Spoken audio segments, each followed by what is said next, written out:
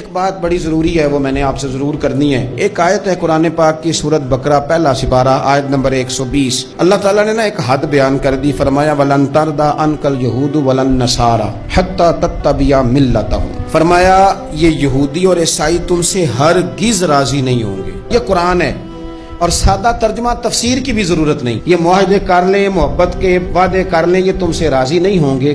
کب راضی ہوں گے؟ حتی تتبع ملتہم، یہاں تک کہ تم ان کے دین کی پیروی کرنے لگ جاؤ۔ میرا جب پہلی دفعہ پاسپورٹ بنا تو میں نے سارا پڑھا، کتابیں پڑھنے کا شوق تھا شروع سے۔ اس کے ہر صفحے پہ لکھا ہے کہ سوائے اسرائیل کے، یعنی آپ پوری دنیا میں یہ سبز ہلالی پاسپورٹ لے کے جا سکتے ہیں، خبردار اسرائیل آپ یہ پاسپورٹ لے کے نہیں جا سکتے۔ یعنی اتنی نفرت کسی ملک سے کہ اس پر لکھ کے چھاپ دیا ہر صفحے پر کہ یہ پاسپورٹ سوائے اسرائیل کے ہر ملک کے لیے کارآمد ہے۔ میرا سوال ہے عرب کے ان لیڈروں سے جنہوں نے اسرائیل کے ساتھ معاہدہ کیا، مجھے بتاؤ تمہیں فلسطین کی بیٹیاں بھول گئی نا ساری کی ساری؟ تمہیں وہ ماں بھول گئی نا جو مسجد اقصی کے دروازے پہ کھڑی ہو کے چیخیں مارتی تھی اور کہتی تھی کوئی علی کو خبر کرو کہ میری بچیاں قید میں ہیں؟ وہ بھول گئی؟ تمہیں وہ بہن بھول گئی نا جس پر شراب کی بوتل انڈیڑتے تھے اسرائیل کے فوجی؟ وہ آپ کو ابھی بھی ویڈیو مل جائے گی۔ وہ انڈیلتے تھے شراب کی بوتل، اسے پکڑتے تھے، دست درازی کرتے تھے، اور وہ بیٹی کہتی تھی یا رحمت للعالم۔ بھول گیا تمہیں وہ سارا کچھ؟ تم نے ایک منٹ لگایا اور تم معاہدہ کس سے کروا رہے ہو؟ امریکہ کے صدر سے؟ اتنا ظلم کیا تم نے، اتنا قاتل کے ساتھ معاہدہ؟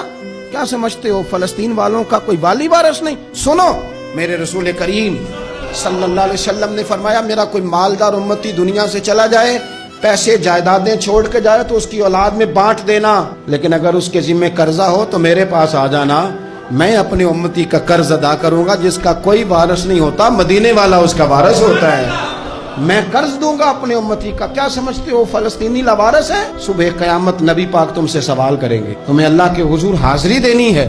کیوں نہیں صلح کرتا اسرائیل فلسطین کے ساتھ؟ لبنان کے ساتھ دوستی کیوں نہیں کرتا؟ شام سارا کٹ گیا اسرائیل کی وجہ سے، آج تمہیں خیال آیا ان کے ساتھ معاہدہ کرنے کا؟ ہمیں سبق پڑھاتے ہو خدا سے ڈرو۔ اور پھر اقبال کہتے ہیں مسلمانوں سے مایوس نہ ہونا، حکمرانوں سے زیادہ امیدیں بھی نہ لگانا۔ وہ جو چھوٹے چھوٹے لوگ نکلے تھے نا صحرا سے، بظاہر غریب تھے، بظاہر ان کے پاس مال نہیں تھا، وہ خالد بن ولید جیسے، وہ سعد بن ابی وقاص جیسے، بظاہر ان کے پاس زیادہ اسلحہ نہیں تھا۔ اقبال کہنے لگے مایوس نہ ہونا، یہ نہیں کہنا بن کچھ نہیں سکتا، فرمانے لگے رات میں نے سنا ہے فرشتے آپس میں باتیں کر رہے۔ واہ اقبال، تیرا بھی انداز کتنا نرالا ہے۔ کہنے لگے رات فرشتے آپس میں باتیں کر رہے تھے، میں نے سن لی ہیں۔ بھلا وہ کیا کہہ رہے تھے؟ یہ سارے لوگ نا خالد بن ولید، سعد بن ابی وقاص، یہ صحرا کے رہنے والے، اور اس وقت کی سب سے سپر پاور روما کہلاتی تھی، الٹ پلٹ کے رکھ دی ساری رومی سلطنت۔ تو اقبال کہنے لگے رات فرشتے آپس میں باتیں کر رہے تھے کہ سنا ہے پاکستان کے، ہندوستان کے مسلمان جوان مایوس ہو گئے۔ کہنے لگا نہ مایوس ہونا، نکل کے صحرا سے، جس نے روما کی سلطنت کو الٹ دیا تھا، نکل کے صحرا سے۔ گرمی دیکھو اس شعر کی، ولولہ دیکھو اس مرد کا جو مصور پاکستان ہے، نکل کے صحرا سے جس نے روما کی سلطنت کو الٹ دیا تھا، سنا ہے میں نے یہ قدسیوں سے، وہ شعر پھر ہوشیار ہوگا۔ وہ کل باتیں کر رہے تھے کہ بہت سارے ان میں سے پھر جاگ گئے اور بڑی جلدی وہ بلاک بنائیں گے۔ سنا ہے میں نے یہ قدسیوں سے کہ وہ شیر پھر ہوشیار ہوگا، وہ آئے گا میدان میں، نکلے گا، اور انشاءاللہ یہی چراغ جلے گا تو روشنی ہوگی۔